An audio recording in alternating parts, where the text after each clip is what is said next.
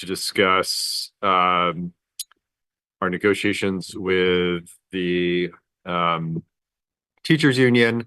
That will require a separate motion when we get to it, and a finding that having that discussion in open session would substantially disadvantage the district's negotiating position. So we will add that. We're right now scheduled for 8. So why don't we go ahead and get you started so that way. Probably should say the consent agenda, but I just wanted to say I continue to be really impressed by the roots and wings that's sent around. Whoever's responsible for that, I think it's such a good document, and feel like it's a lot of good information. I really appreciate sharing it with us. Yeah, it's a collaborative effort with the core team, which is the central office leadership team. Yeah, it's solid. Thank you. I will pass that on to them.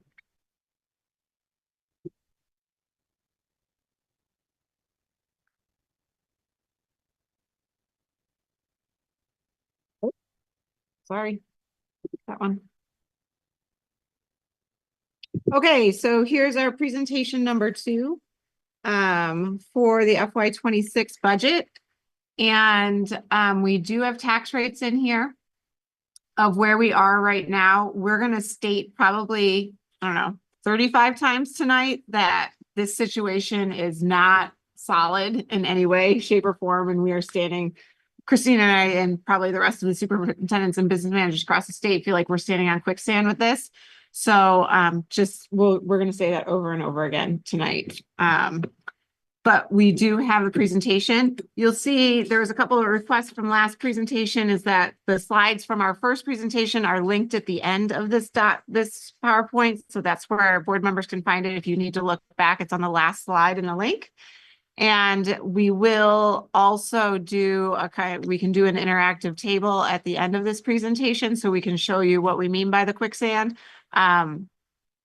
But it's not part of the slideshow. Okay, so it's something additional. So here we go. So just some reminders up front. I think it's really good just to repeat these reminders every time we show budget presentation pieces.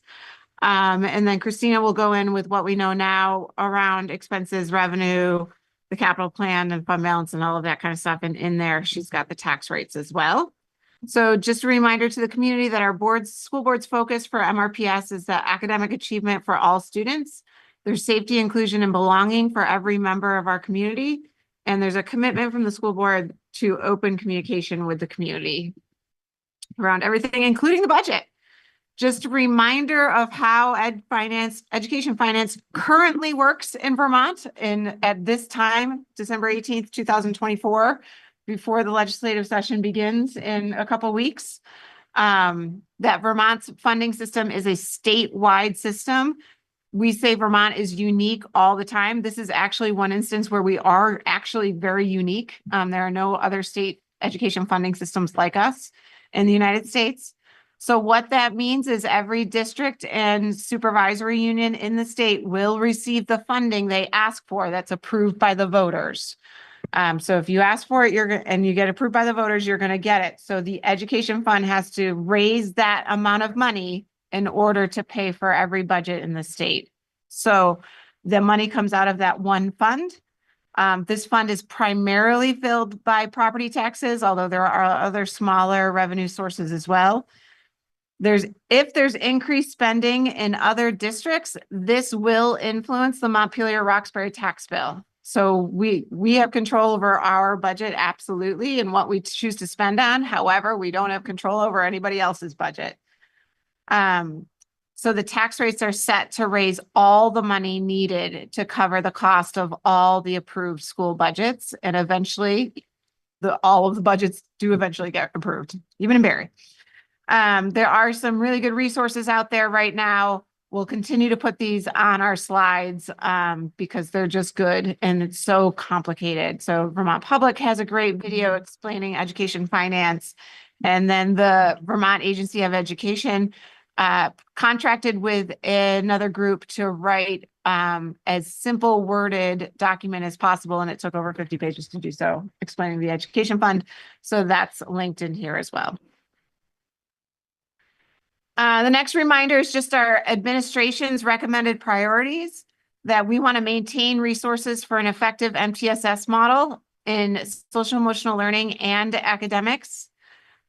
In doing so, we want to abide by the MRPS class size policy, the education quality standards, which are set by the State Board of Education, and research-backed guidelines for staffing levels when other guidelines don't exist. We want to allow for professional learning and equitable and inclusive classroom instruction. We need money for that to happen. We want to sustain our safe facilities. We want to ensure the continuation of co-curricular activities for our students. We don't call them extracurricular activities here. We don't consider that kind of thing extra. We consider it part of the educational experience. So they're co-curriculars. We want to develop a budget that's fiscally responsible for our taxpayers.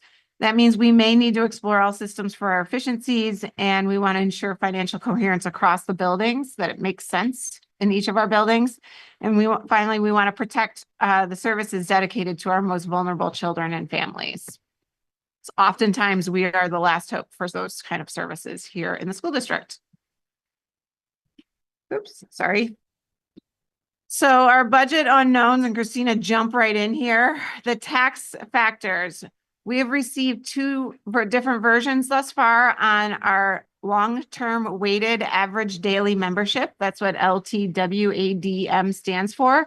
Those are our weighted pupils, formerly known as equalized pupils. We've received two. We knew the first one was wrong. The Agency of Education knew the first one was wrong, and they gave it to us anyway. We suspect that this second round is also wrong. However, ours is not as wrong as possibly other districts. To give you a sense, Barry's student LTWADM went up by nearly 1,000 students in the second count, which is simply not possible. So we're not sure what's going on there. Colchester's went up by quite a bit the first round and went down by quite a bit the second round. So there's still something not right with how they're calculating the LTWADM. We do have the current figure that the Agency of Education has given us, because ours says we went up by 32 students, which seems plausible with our student, what we see from our student count. So even if ours is wrong, it's not drastically wrong. And we can show you later that the LTWADM, while it influences the tax rate, it's not a huge influence over the tax rate. So a student here or there is not going to truly affect us that much. The property dollar yield is not voted as a law until May or very early June. The dollar yield is the biggest flux here right now that we'll show you with the interactive chart. And we can explain that later. That comes out in the December 1 letter. However, much like last year, everybody is predicting that that's going to be in flux throughout the legislative session and budget season. Our cent discount, I thought we knew that one. We do. Adjustment. So I just want to hear a final word on that. She's Before, looking at our statewide person at the table. well, Okay. Jake might have something to say about that too. And It's just that it went up a cent, so I'm a little cautious. right. Still not truly understanding why. And then the common level of appraisal should be set-ish. Very close. Very close. So maybe that's a dotted line across the CLA. In terms of revenues, we haven't gotten our EEE grant, which is pre-K, our transportation aid, but we do know our prior year surplus allocation because we're getting closer to the audit being completed, correct? That and at the last meeting, the board kind of gave me a nod that 400,000 seems like a good placeholder for now. Our expenses that are unknown, we're in negotiations with both the MREA, which is the teachers union, and the MRESSA, which is the instructional assistant union. That is ongoing, and we don't know our career center 6 semester average yet. Just got an email on that this evening. So This evening. yes, in Okay. round 3, we will have that information. Okay. So several things that are still up in the air. So here, maybe it's you or Anna. Give a blocker. Okay, so you wanna do this? Yeah. All right, go ahead. So this has more information from the last time I met with you. I'm going to walk through the tax rate estimates as Libby was saying, there are 3 or 4. Yeah, you can turn it off. Just turn it off. It's the button. You can move that mic over to Christine. You just turn it off, Tim. Sorry. All right, so we'll walk through the tax rate estimates. And overall, the budget in this presentation has decreased by 0.08% from the version that I shared with you 2 weeks ago. So starting with the total budget, that's decreased 0.08, and I'll get into those expenses in just a moment. The non-tax revenues have decreased a little over 4%, increasing our education spending by 7.99%. As Libby said, our long-term weighted average daily membership has increased by 32. And once we factor in the current property dollar yield, which is $8,553, and the 11-cent reduction in our tax rate.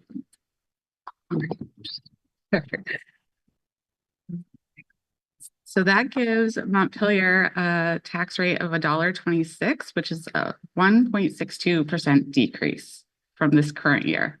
And that leaves Roxbury with a 6.44% decrease in your tax rate. And I do believe all these numbers will change by the time you vote on your budget in January. In this version, I've included the non-residential tax rate. So that affects our businesses, second homes, rental properties. But what we do doesn't influence this rate. This is That's set by correct. the Our state. budget doesn't. Going on to the next slide. So now I'll just go over the changes in expenses. There's only 2 areas that we changed since the last time I met with you. And the expenses by program. So the first change from the last version is in general education. We just made a correction to an FTE in general ed. And the other change that you'll see on this sheet is buildings and grounds. We have currently decreased 1.0 FTE in the custodial supervisor position through attrition. And if there's any questions. So this is an overall decrease of, again, 0.08% from version 1. The next few slides just show the expenses by category and pie charts associated. The breakdown of salaries, we've included that chart again. Where are you? There. Oh, Okay. sorry. You're Breakdown of away from me. salaries. Sorry. Yeah, this is, all right. So the next change is on revenues, and that's just a small change in the education spending grant that decreased based on the decrease that we made through staffing. Otherwise, everything else has stayed the same. Didn't understand this at the last meeting, but the actuals that are connected to the local revenue line, that's 25,000. That's what's expected to come in for the whole year, or what's come in to this point? Is that, and that's for the Roxbury enrichment, the Bridges Enrichment Program in Roxbury, or is that for something different? So the after-school revenue is a combination of the program at Main Street and the Roxbury program. The middle school. So, and the 25,000 is what's expected by the end of the year? Or is that? So the actuals at FY20, the only actuals on here are FY24. So what we know of last year. So we don't know what is expected to come in this year? No, I've just done an estimate of what we've received to date in order to gauge what I'm going to budget for next year.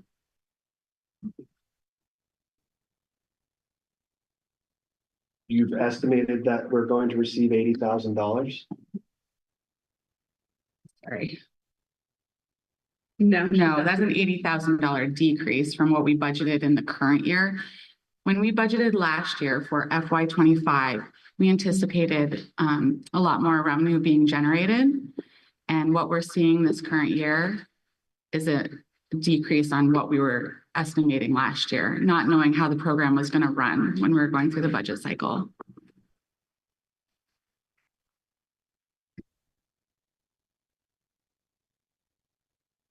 it was hard to gauge last year how that was going to operate. Okay, I think I understand. Thank you. Maybe skipped that part. Nothing has changed on the capital plan since I last reported. I guess I would just highlight, we are anticipating a $270,000 transfer again next year if the board sees it. Because we have depleted it this year with the replacement of the cafeteria roof at the high school. And the next slide is the fund balance slide. Again, I just plugged in the $400,000 as a placeholder here. That is up for discussion at any point. Now we're on to the fun part, the interactive spreadsheet. So. Better. I'm actually, is it all right if I take away FY25 there and then make it bigger for the board? Since you don't have this in front of you. There we go. Hey, let me just double check. This is the same table that's on slide 8 of the presentation, but this is the Excel table and we can tinker with it. We can tinker with it. Okay, cool.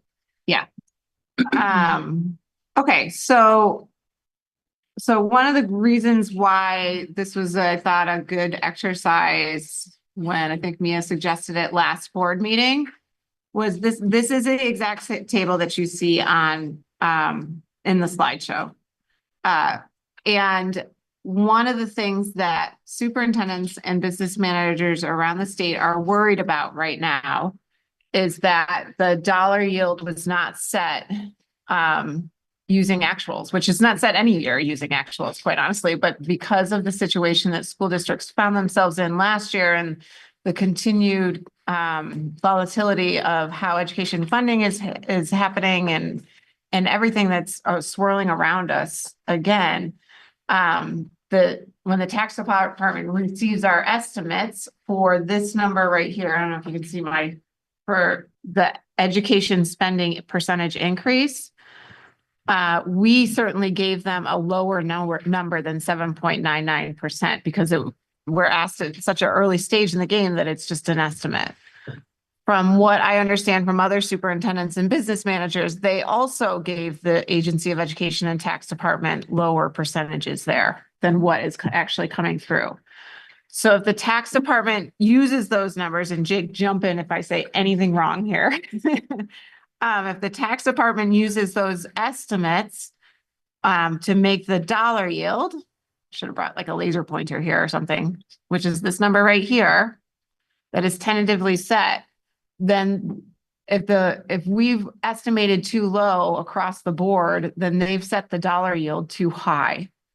And they won't, in return, the worry we are all having inside school districts is that then we don't collect enough revenue for the education fund to pay for the bills that are going to come due.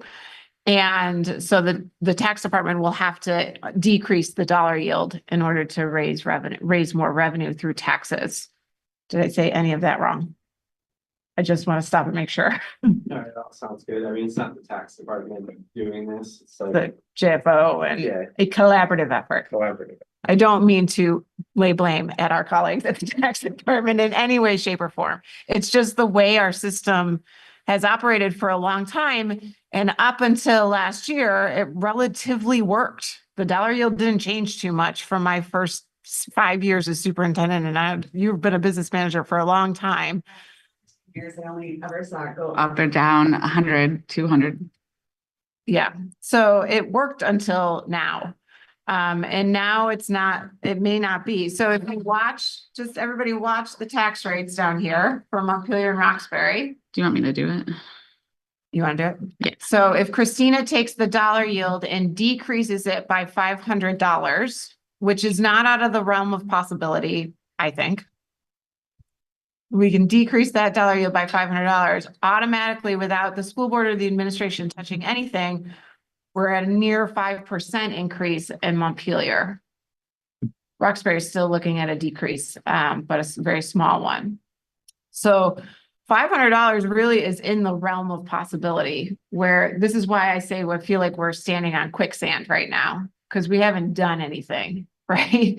And 500 is not a lot of money. If she continues to go down just by, another 100, just so you can see what happens. Montpelier is now over a 5% tax rate with 6.31. Go ahead. Sorry, I'm late. That's okay. Did you already talk about if you're confident in our long-term weighted ADM count? Yeah, we can say that once again, because I think it's important. No, we're not confident in that. We got our second number 2 days ago. Their second number 2 days ago. So our first number was, we increased by 40 LTW ADM. Our second number, we increased by 32. Barry's second number is that they increased almost by 1,000. Just by that alone, and other school districts that had huge swings between the first run and the second run, tells us it's probably not solid. Okay. We knew the first one was wrong because they used the wrong numbers to calculate it. Can you remind us when it gets solid? I'd love to remind you when it gets solid. Historically, it's been in December, but Okay, that keeps getting advanced out. I see. Okay. Pushed out, so. But if Christina bring the dollar yield back to where it is now. And then I think Tim had a question. Yeah, and I just want to show you that the LTW ADM doesn't, so decrease our LTW by 50. That doesn't impact our tax bracket as much. Yeah. Right, or our tax percentage as much as the dollar yield does. So there's room to maneuver. And like I said before, based on what Christina can see from our October 1st student counts, and what their categories and identifiers are, she doesn't think ours are that messed up. No, we did have an increase in the ELL weighting, so I feel pretty confident in that. I just think maybe this is too much of an increase. Okay. Go ahead, Tim. No, I think I just wanted to confirm my understanding that you think, just generally given the numbers of students from October 1st, 32 is maybe not 100% accurate, but in the realm. Ours isn't, the Barry superintendent is literally what are they counting? Right. I have no idea how they got these numbers. But based on our numbers, it's in the land of possibility that we're close to that. Okay. And you're not feeling it's specifically one way or the other. It could be higher, it could be lower. Or It's probably lower, probably lower. Yeah. Is that what you're thinking? but not by a lot. Okay. And that's not going to have a substantial effect. Okay. Just trying to figure out. how No, to not think for about us because it wouldn't be that far off, right? I mean, there's other school districts that are I don't know what to show my community right now because this Right. can't be right. And we're not in that position for the LTW ADM. this. Thanks. The cells that are highlighted in yellow, is that because they are likely to or almost definitely gonna change? Oh, even the cent reduction? Well, I'm just not sure. I haven't gotten the final word on that, so Okay. I'm leaving it in yellow Okay. until I have it in writing. What was the cent reduction last year? Last year was 10 cents and it was supposed to go to 8 cents this year, but then they adjusted it by the statewide adjustment. And I'm not sure if that's going to change. I'm not sure. Not much. So it would be take 8 cents and divide it by 72%, and that's what it would be. Okay, so So we could take the yellow off of the cent reduction. could that change with the legislative session though? No. I mean, who knows this year? That's when they implemented it last year, so I feel like that could still, they might.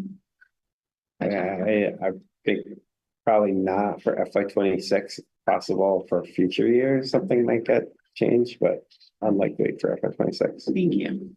Is that one that is gonna have a big impact? It seems like it wouldn't. No. And it sounds like if it's gonna change, it wouldn't change by very much, probably. Okay, so. We can do that. uh-huh. And the final dollar yield is set in June. Mhm. late May, early June. It's one of the last bills that goes out. So may I ask a suggestion for, or an initial tinker? If the property dollar yield goes down by 500 and the tax rate goes up to 5.9 in Montpelier, what would be necessary to cut to get a 2% decrease in the tax rate? What would be the overall reduction in our budget to achieve a 3% increase in Montpelier as opposed to a 6% increase in Montpelier? So we can play around with that a little bit. So there's a $600 decrease in the dollar yield, which puts the Montpelier tax rate at 6.31. And Christina, you I'm wanna, gonna take drive. yeah, This isn't very magical math, so just bear with me. my guess would be it's around 2 million or 1 million. What did you just decrease it by?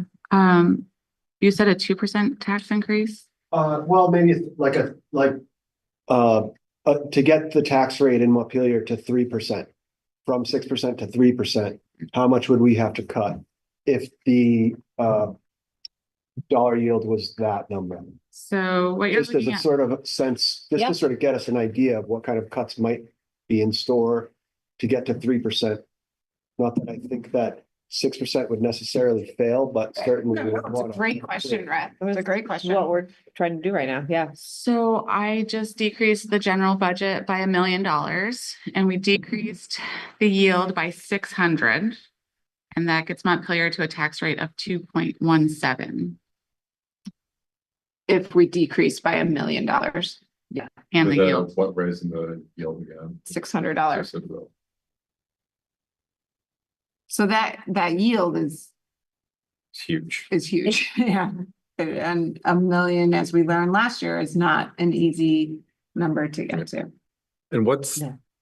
I mean, what's the latest we think this will be settled? I mean, is this gonna be settled by January 22nd? And if it's not, then what happens? I mean, what happens? So if I recall last year, sitting in the chamber in House Ways and Means with Jake, looking at the ed fund outlook, and pointing to the dollar yield and saying, hey, Jake, that's not what we have. And so it fluctuates throughout the session. Or we'll be able to see throughout the session, throughout January. But it very well may be that the board is sending a budget to the voter, warning a budget January 22nd or whenever we do. And what we have presented and you have agreed to send to the voters is not going to be accurate. And we can't do anything about it. Because the session starts January 3rd or something like that. I think it's January 8th, maybe. Yeah. Jake, would you add anything on there? I mean, that's always the case, isn't it? Yeah, that is always, you are It is- 100%, you're right. It is always the case, but it seems like given the volatility with recent changes that historically what we've gone on with assumptions by, the January date we have to approve it is. Maybe it's. Yeah, it's generally on the same street as what it ends up being. And here it sounds like it might be like in a different like region of the country by the time we get to. Yeah, It's tricky this year. Yeah. it is. There's and it's a chicken and an egg kind of thing, like, the tax department and GFO gets these low ed spending numbers, so the yield isn't set too high. And then people respond to that by spending more. They think, oh, we have capacity. And then the situation gets even worse. So, but what happens is like the districts start sending AOE much more solid numbers in February and March, and then everything gets updated, but that's long after budgets have been warned. I believe the business managers requested to the Agency of Education on Friday in their meeting that they're gonna wanna start collecting preliminary numbers prior to budgets being warned. To maybe help the work out on the finance side of the system over there. But can you remind me, what, are we still operating on a level funded, but generally a level funded budget, or does this reflect some degree of trying to find like a certain level of cuts? This is generally a level funded budget. Thank you for that reminder. I didn't say that clearly before. Through attrition, we are reducing one non-licensed administrative position because we had a resignation. So that is the only real person change or people change in this budget. The building level administrators also decreased the budget by, I think Right. 20,000. They didn't decrease their budgets by a lot, but they did decrease there a little bit as well.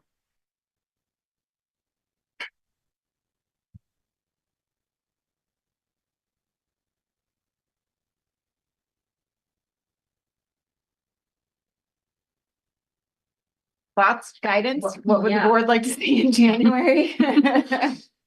Where does the 400,000, where does that fall in here? That on tax revenues or something? Yes, that falls under non-tax The pull from revenues. the fund balance. Yes, so you could increase or decrease that. Currently, you're seeing a decrease in non-tax revenues because we lost, well, we didn't look. We used up some fund balance in our IDEA grants and that special education federal funds. So using up that fund balance, now we had to move those positions into the general fund. That's Still special education, but in the general fund.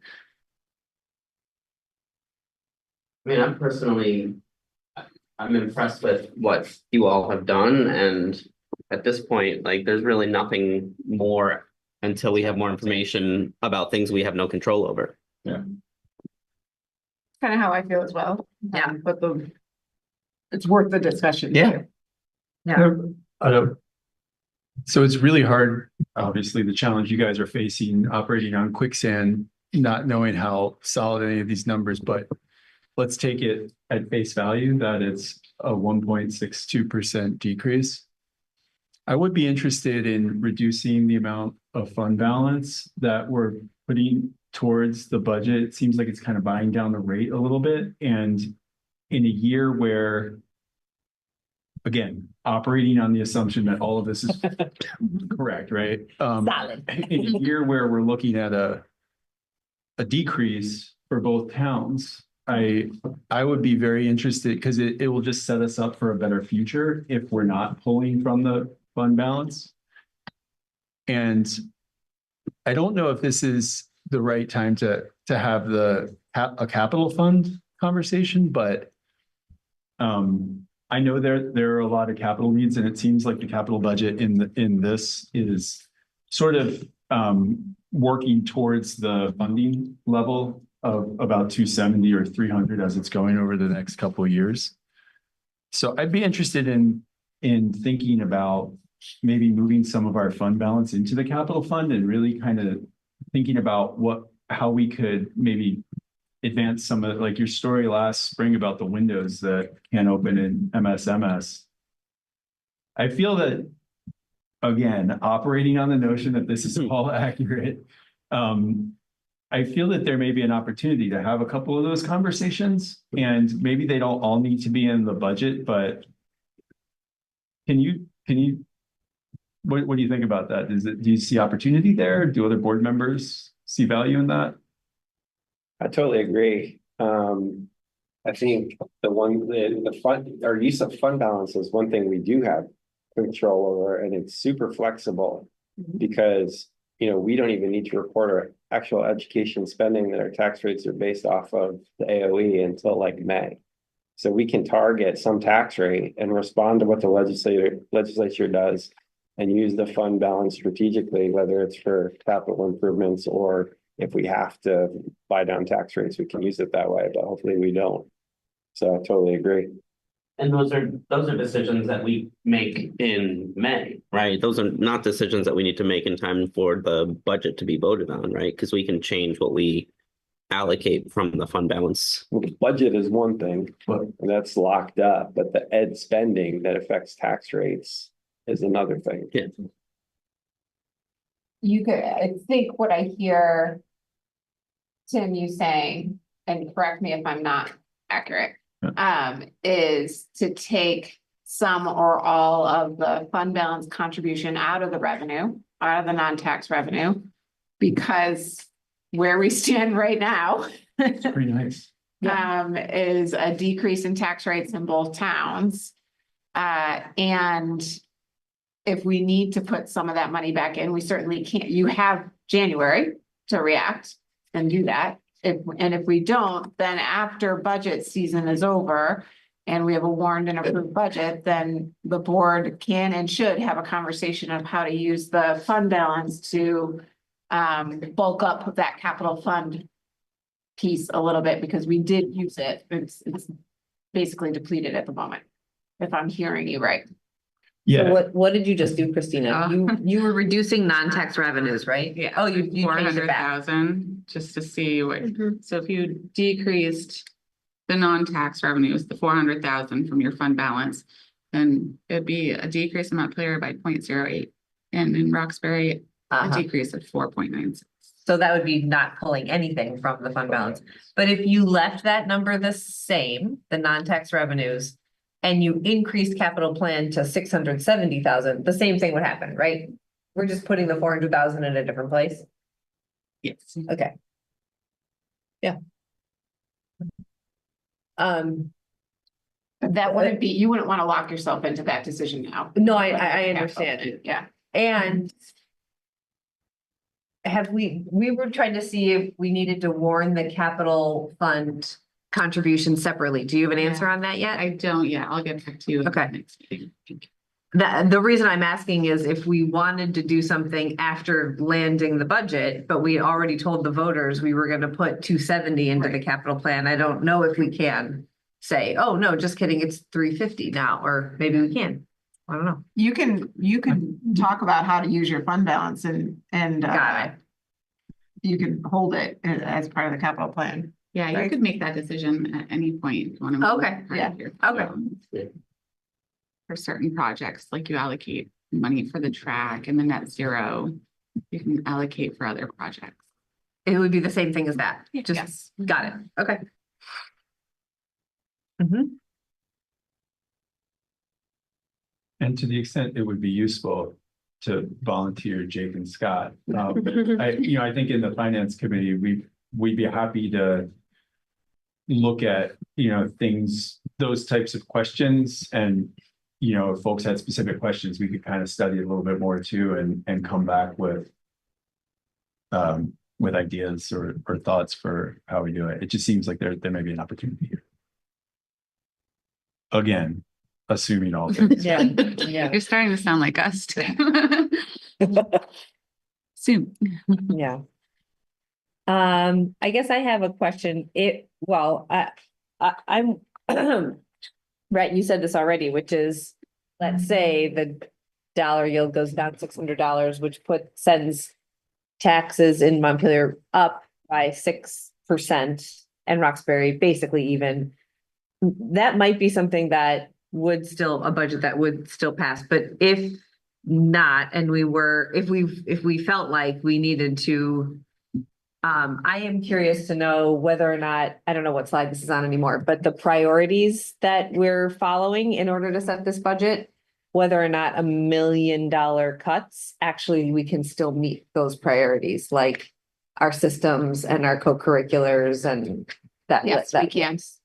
So the the administration has a priority list that should we need to access it, what is it, kind of the red phone or whatever, should we need to access it, we can. And while we haven't actually done the actuals for adding it up just yet on that list, I'm looking at Christina to see if she did today, but we would be close to approximately $1 million. It would not touch our multi-tiered system of support. It would not touch our supports for our vulnerable families. It would not touch our co-curricular program offerings. Okay. It essentially is the bullet point of abiding by our class size policy in a better way and looking at our system for efficiencies. Mhm. But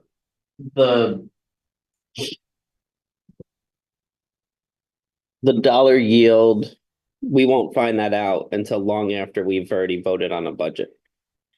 We could find out fluctuations between now and then.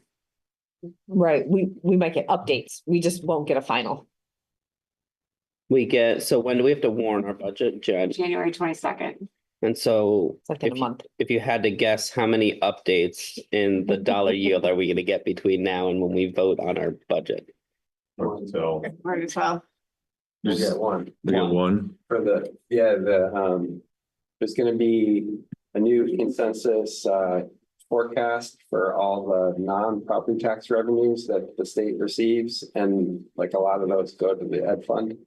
And then once the joint fiscal office gets that, they will update the yield. So it seems like that's that's our last opportunity to make change based on the information that we have. That would be very close to January 22nd. I don't know if we'll have time, but yeah. I mean, it's a really tricky situation that boards and admin across the state find ourselves in. It is what it is, and we're not alone. I think the piece that perhaps the board could focus in on is the number like the education spending. You know, we're up nearly 8% in education spending. Because that's what the board has control over, and that's it. I hesitate to ask this because I don't want to, might be a tough one to answer, but if we can cut $1 million without affecting our programming, what's the argument against doing that? My argument would be that, Especially for a heavily taxed community. I know for a fact that, Montpelier and Roxbury love their staff and faculty, and they do awesome work for kids. And that those cuts would drastically impact our staff and faculty. It's a personnel issue. Sorry. I do think that we should take more advantage if attrition shows its face through natural attrition, retirement, moving elsewhere. And we can take advantage of it monetarily. When I say that, that's what I mean. We should, and we will. And so the reduction that is in this particular budget was not a planned reduction. It was an idea, but it was not a planned reduction. But because of the resignation we received, it became plausible quickly. That's a creative way to go about it. Yeah. I appreciate that. Is there some assumption that obviously not having specific information about a person, but like, do you have a trend over the years about attrition that you could sort of plug X number of folks we would expect in any given year to retire? Yeah, that's a really good question. Retirements change a lot year to year. Typically, we have 1 to 4. Looking at, we have, a list of teachers and their seniority and all of that kind of good stuff. And looking at that list, I don't know if many are ready to take that move for themselves. Yeah. Sometimes teachers are trumpeting it, across because they've worked for a long time and they're ready to retire and they want to celebrate that fact and they let us know. And sometimes they don't they're not ready to make that move. And I would say that our professionals who are at that stage of life are mainly not ready to make that move this year. We're not even offering a retirement buyout this year because we didn't see anybody who would be able to take it. We do have people who can retire if they wanted to, and they don't want to, so. But the buyout wouldn't wouldn't Because influence them because they're already eligible. Yeah. Yeah. So Christina, I didn't think it was worthwhile to offer that to our teaching staff, or AFSCME or IAs. So we haven't, we just didn't think we'd get any takers in talking to their leadership. We typically, Tim, just to go back to your question, probably have a turnover of maybe 10, maybe 15 teachers. We do not have a high level of turnover each year in this district. So when I was curriculum director in Franklin Northwest, which is now Missisquoi, I would stand in front of probably 50 to 60 new teachers every year. They're a bigger district, but we're nowhere near that here in this district. So, and often people who leave are leaving the state to be closer to family or something like that. So In aggregate though, I'd like say if the average is like 10, would it be reasonable to assume that 9 would come, you would need to fill 9 Yeah, or something? that's 'Cause for the- budgeting purposes with a good fund balance to back you up, it seems like that might be yeah, the attrition has to work for us, right? Right. So for instance, if one of our first grade teachers decided to leave, we still You need still that, a need a first grade first grade, right, teacher, you right. know? If one of our math teachers decided to leave here at Montpelier High School, our class size says that we need another math teacher. Sure. So that wouldn't work for us, but there are places that attrition may work for us to our advantage monetarily. And I think we just have to be really smart about that Yeah. as we move forward.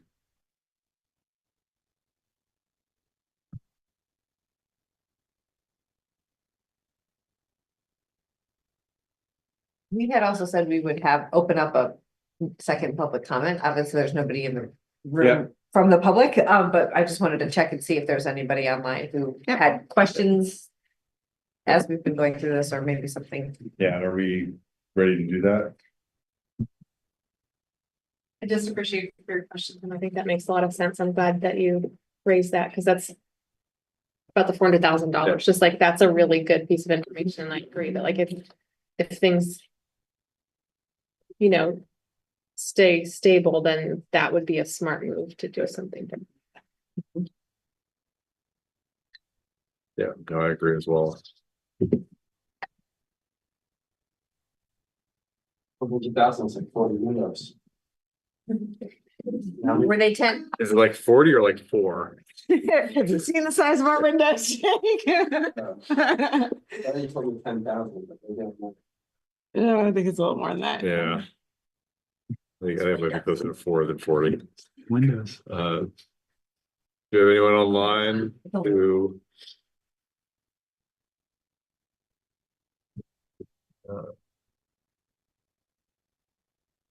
I'm not seeing a firestorm of hands.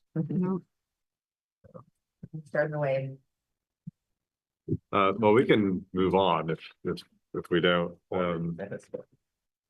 So I know Jody has a busy night. Did you grab something to eat, Jody? Thank you, Christina. Yeah, thank you. Yeah, so Jody Emerson is going to present the Central Vermont Career Center board, and I also want to thank Scott for being our representative on that board. It's nothing like double the fun for school board service. So thank you. Yeah. Are you gonna project that, Libby? Yeah, I'm getting it up right now. Give me 1 second. It's No problem. gonna be a PDF, but I think we can make it Yeah. work. It's a Canva. I could share that with you if that works better. Um, Can you zoom in at all? Oh, yeah. make it fit the page here. I think you shared it with me another way, but this is the quickest way to get it. So we're good. I didn't change costume from the Harwood presentation for anyone out there who's watching both. Thank you for having me. Jody Emerson, Superintendent Director of the Central Vermont Career Center. We did change up the pictures and background of this presentation, but anyone who's been here before, this is going to sound very similar. A lot of the same things. The CVCC school district mission has not changed, so that remains the same. basically getting our kids ready for the workforce and for participating in society in the future. Our goals are the same ones that we had last year when we came. And so we still have the long-term planning goal of by FY29, opening the doors to a new center. Right now, that looks like a standalone center that could potentially live in Barry Town. It could change because there are lots of potential changes in our legislature this year. There's quite a lot that could happen. There's a lot that could happen with CTE. And so while we're moving forward with an option on some land, we will have opt-out capacity so that we can flex with those changes and do what we need to do. Hey, Billy, Yeah. for folks who aren't familiar with the potential CTE change, can you just say like a brief, like what might happen statewide? And what CTE stands for? Career and technical education. That's the easier one. In March of 23, the group that is consultants that are working with the AOE now as part of the Listen and Learn work did a study on CTE governance and funding, and they released a report and then a one-pager with 10 recommendations, the biggest of which was a shift in governance and a shift in funding. CTE directors for a long time have been asking for non-competitive funding so that we're not competing with you. We're still asking for that. I'm not sure that that's going to come out of this, although I still hope it would. What it sounds like there might be a recommendation for is a 1 or 3 CTE districts for the state. So right now we have 17 centers. We have 4 independent districts like mine. We have, just making sure I get my count right, 13 or 12 that are hosted by a school district, similar to what we were when we were with Barry Unified Union School District. And we have 2 that are comprehensive high schools that are private. And so there's lots of variation amongst those. There's full day centers, which means you have 4 hours of programming each day. There's half day centers, which means they have 2-hour programming and they rotate between a first year and a second year's program. So students are there for 2 years in the same program, or some of our centers across the state are full day with academics. Some are not. So there's such wide variation and huge inequities as a result of that. So the study was very clear that there needs to be a change, and it also was something that talked about economies of scale statewide as far as education. And so I think that's why they haven't released a recommendation yet, and they continue to work on that and looking at education as a whole in Vermont. So we'll see. The report was supposed to come out in November with recommendations, then this month. And last week I was on a call that basically said it's coming in the future, but we're not going to give you a date now. So who knows what's going to happen with that, Scott, but we could become one CTE district statewide. And of course that would shift things. So while we're moving forward, because we believe it's the right thing to do, we also know that there are lots of things that could change along the way. The other goals are around education quality, always improving our programs. One of the expectations, some of our funding that we get that's not included in our local budget is Perkins grant. Perkins 5 is federal funding. And basically the way that CTE centers are assessed is by the Perkins grant. So every 2 years we do a comprehensive local needs assessment, which is similar to the NEASC study that regular schools do every 10 years. We just do it every 2. And in that, we look at our programming, we look at our accountability measures that we get each year from the state. We look at labor market detail, and we try to figure out from industry partners and surveys, what do we need to do? Where are we supposed to grow? What changes do we need to make? Why did I say that? Oh yeah, because this year, instead of having a requirement of 1 industry recognized credential or 3 college credits for each of our junior senior programs, it upped. So we need more than 1 IRC, 6 college credits, or a combination of an IRC and 3 college credits in every program. So this ups the level of expectations for our students as well. Because this is the data, some of the data that we're held accountable for. So that's one of the reasons we have that educational quality piece on there. And the third goal is community engagement. And one of the ways we've tried to engage more community members this year is by moving our board meetings around. So we held our November board meeting at Washington Central, our December board meeting at Harwood.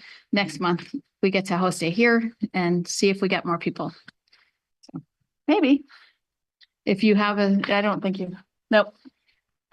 We're good. Keep going.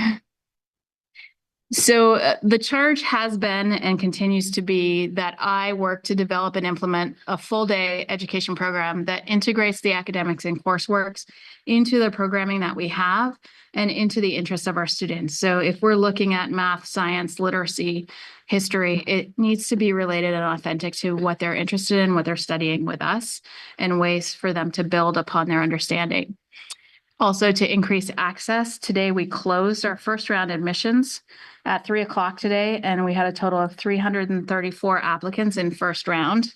We have 3 rounds of that.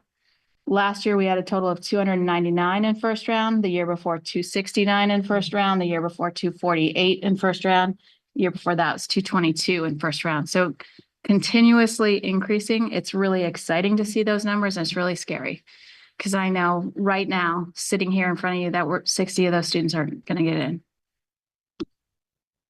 And that's a hard thing to swallow, to know that students want that access and we don't have the seats for them. Some of them, it's because 40 kids want to get into electrical.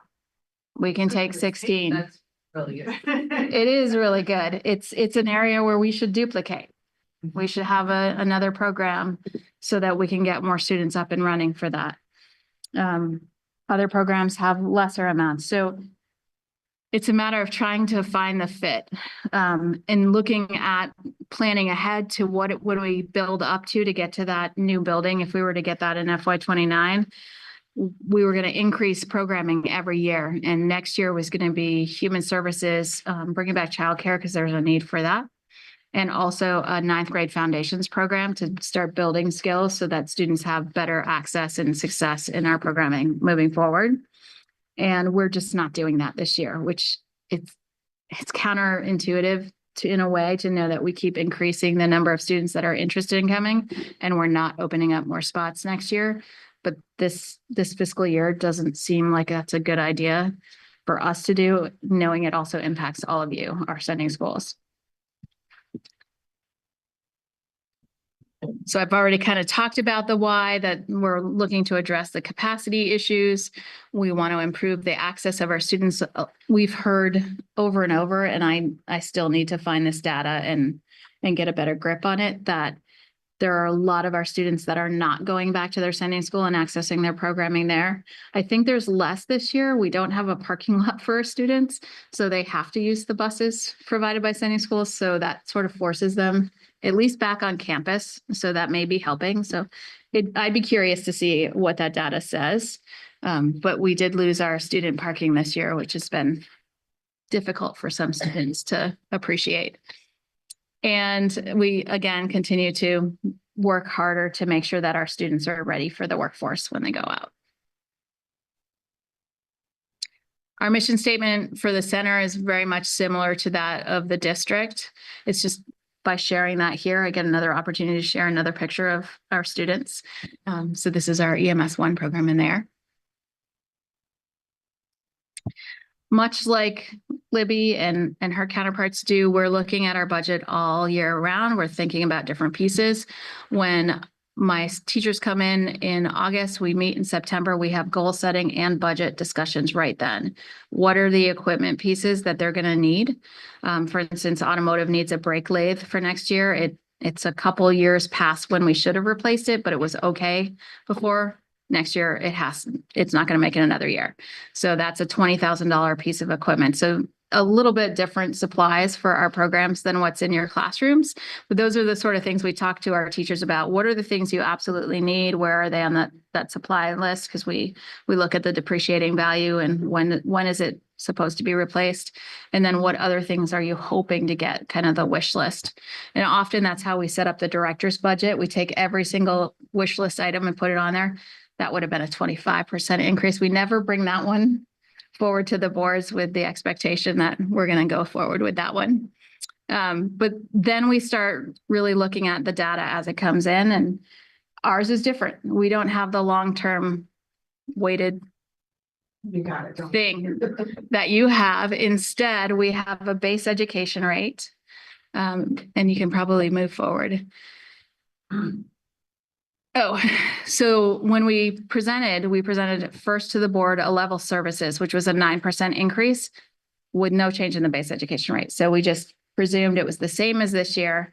It's always increased in the past, but we just took it for what it was last year and just put it in there.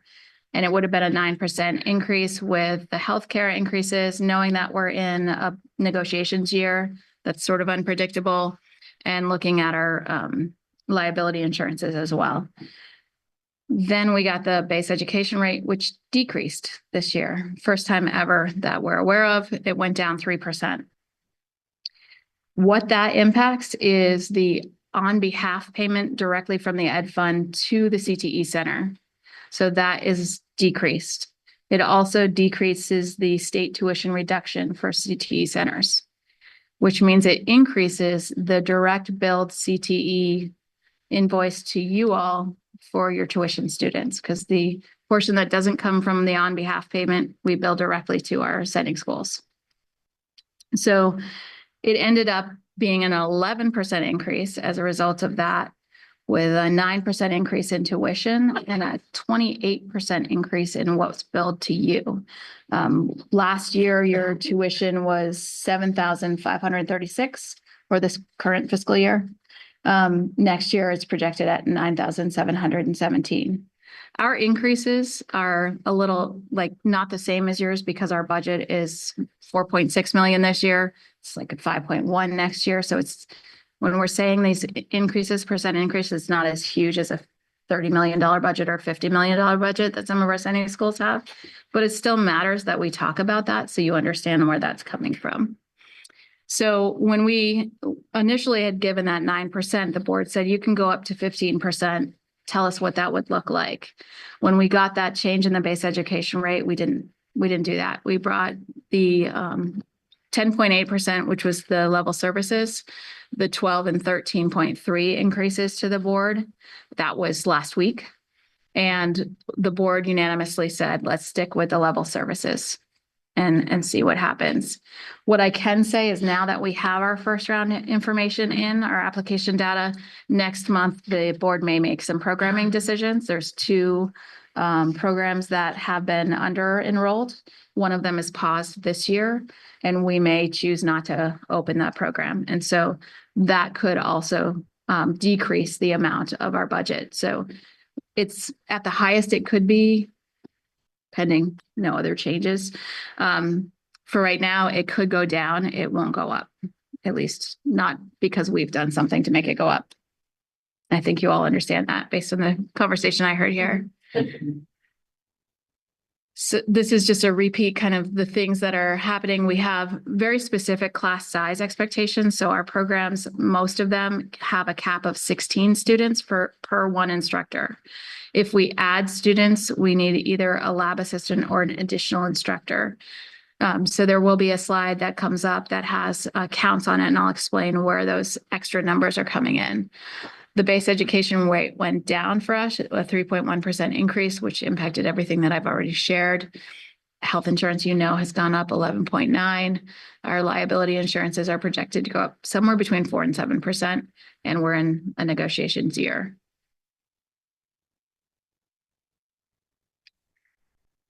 We get to base our tuition off of 6-semester average.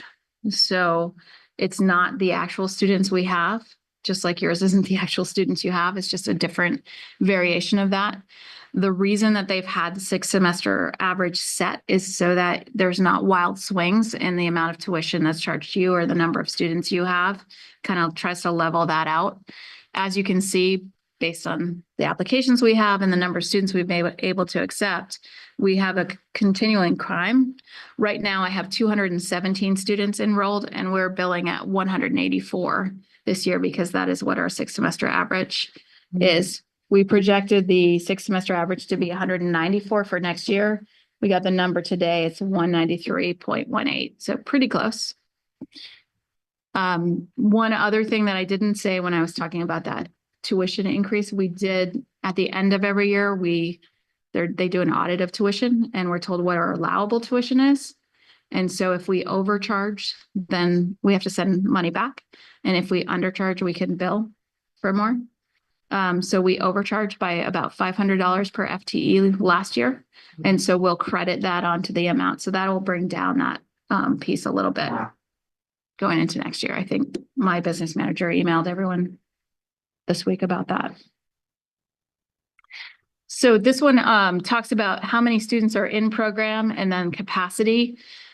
So in automotive right now, we have 16 students. We do have a capacity of 21 if we have 5 co-op students and we have a lab assistant in when there are co-op students there.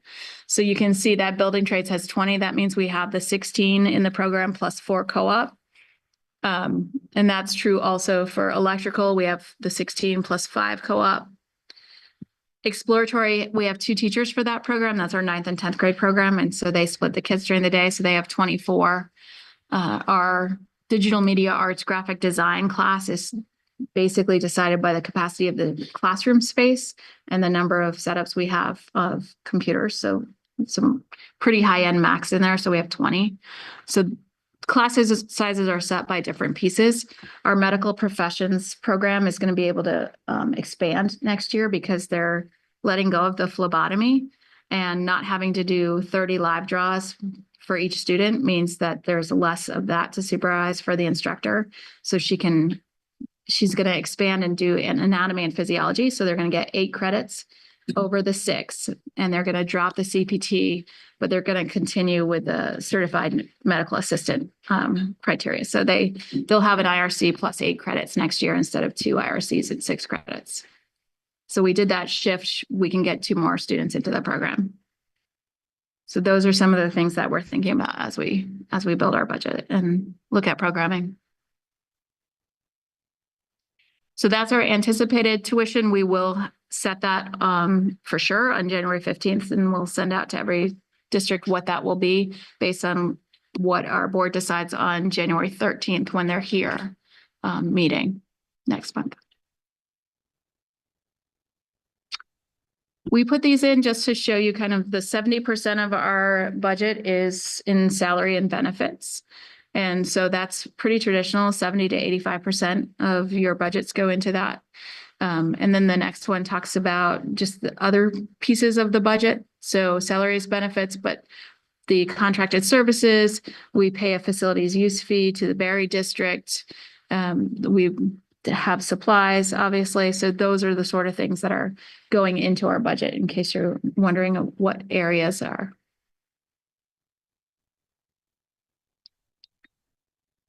So we do have some adult students in our programming. We are only allowed to charge 40% of our tuition for adult students, and they can only have seats if there are seats available in a program. And then the Voc Ed support grant is that money that comes directly off the ed fund that I was talking about earlier. The state tuition reduction is a grant that comes to us. Both of those are based off of this 87% of the base ed. There's salary assistance that we get. So we get reimbursed every year for the co-op coordinator, which is an open position right now if anyone's looking for a job and has those skills. Our counselor, my salary and my assistant salary, those are reimbursed partially. So they're either 35% or 50%. And then we do have some businesses. So our automotive program runs a business, our cosmetology program runs a business, and baking and culinary arts run businesses. So all of those programs do bring in some revenue. So there's those total of all those revenues. It doesn't count the time grant, the gear grant, and the Perkins. Those are separate pieces. And then the amount that's left to be raised by the direct tuition back to our sending schools is that $1,885,000. And that's how we figure it out based on your FTEs. And I have that somewhere. So this year you have 28.5, next year you'll have 29.1 for your 6-semester average. And Montpelier had 41 applicants in our 334 first round. Yeah. That's higher than usual. Yeah, a little bit. It used to be like that high when I first got there. And then it dipped for a little bit. It's gone back up.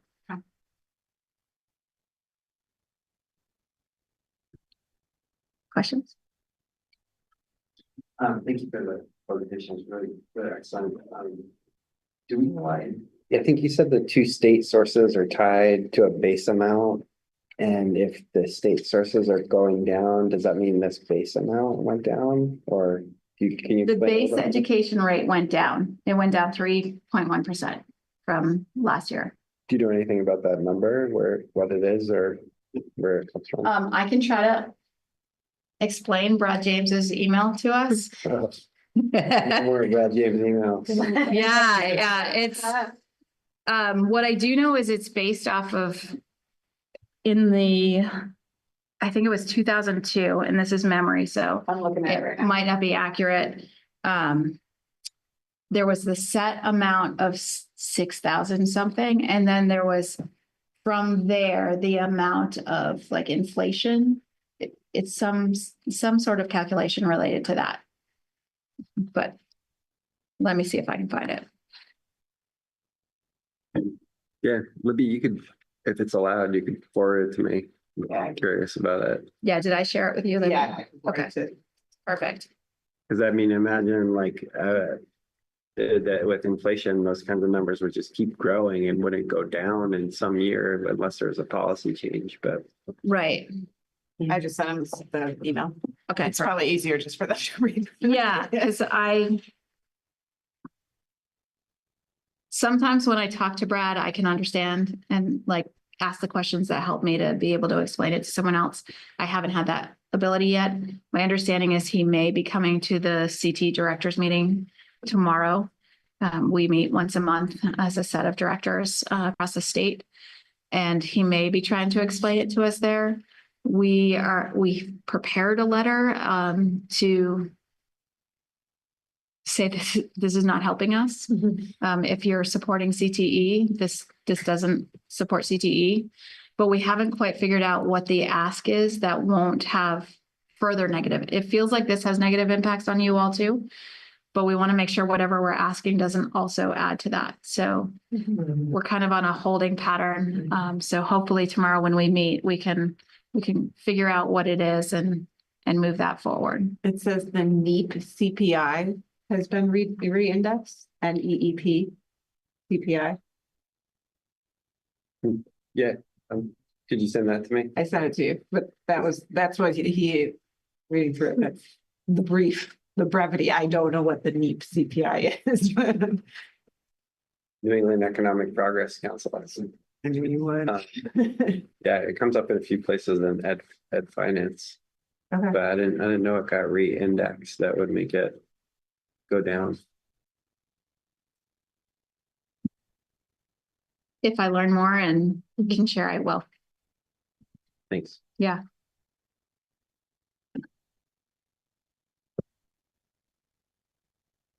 So you mentioned that there's the possibility of buying land for the new building. Is that where you would say you're at in the process? Most of our community is probably not following on We day by would- day, minute by minute. So we've been in site selection for some time, which meant I got to tour lots of interesting properties. We got sort of excited about a few potentials, including a co-location at one of our setting schools, a really beautiful field that we can't build in elsewhere. And we're ready to move forward with an agreement. We're not purchasing land. That would be pending a bond vote. And the bond vote may be November of 25, may be March of 26. That hasn't been decided yet. There's reasons for both, right? November 25 would be the only thing on the ballot. people would be coming out for or against it. We'd get a good understanding of whether there's support or not.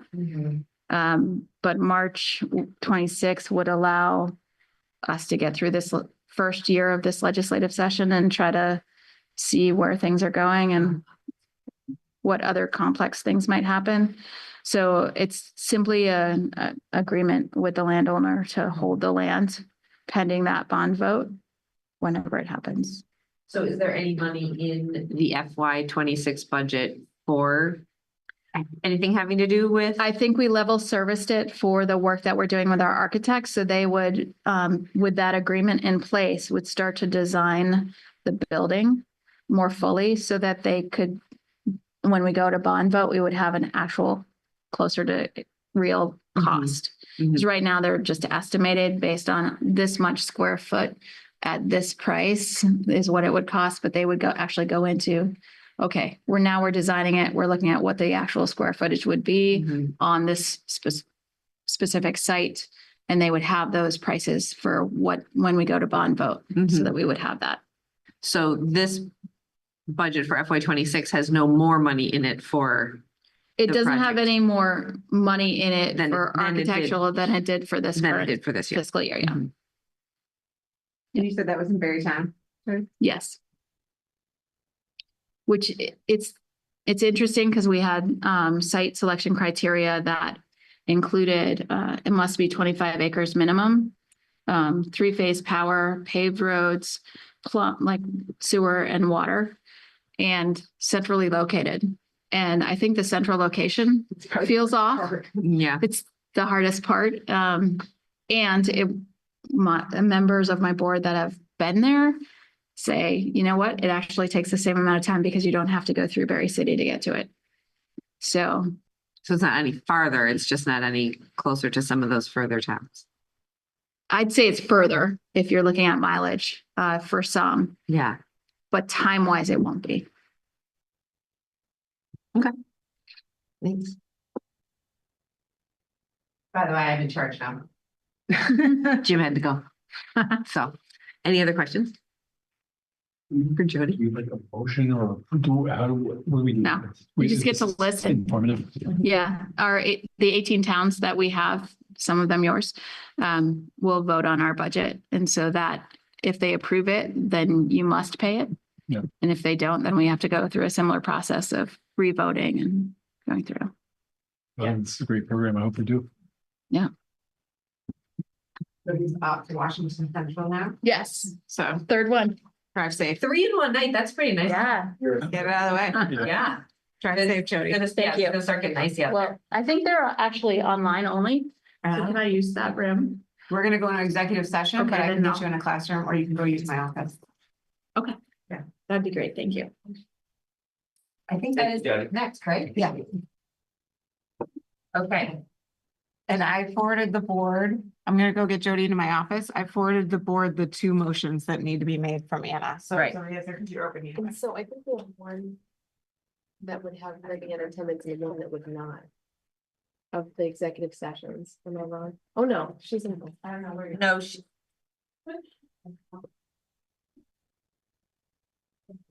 we can say both of these and Libby could come with us. Okay. Yeah. Okay. Anybody want to say 'em?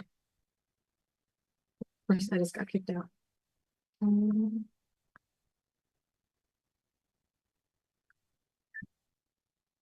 So we'll do both motions at once? or- No, I think we do One at the a time. first one and then vote on it, Okay. and then the second one and then vote on it. Okay.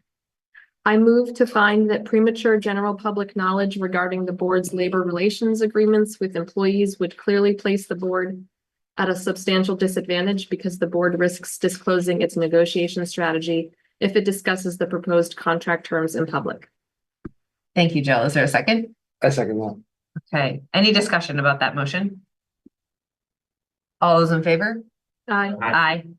Any opposed? Okay, next one. I move to enter executive session for the purpose of discussing labor relations agreements with employees under the provision of Title I, Section 313A1B of Vermont statutes. Second.